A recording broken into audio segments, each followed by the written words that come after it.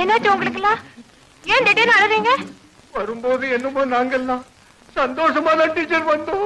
சரி, இப்ப என்னாச்சு? நான் உங்களை திட்ட கூட இல்லையே. திட்டுறது டீச்சர், 4 அடி அடிச்சிருந்தாலும் பரவாயில்ல, அதை விட்டுட்டு இத கையில கட்டி தங்கச்சின்னு சொல்ல வச்சுட்டீங்களா டீச்சர்? தங்கச்சின்னு சொல்ல வச்சுட்டீங்களா? என்னங்க இது?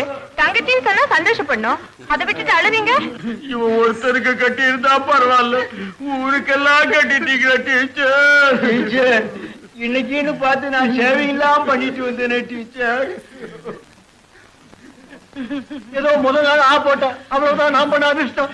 மச்சான், அந்த அதிர்ஷ்டம் கூட எனக்கு கிடைக்கலையா மச்சான்?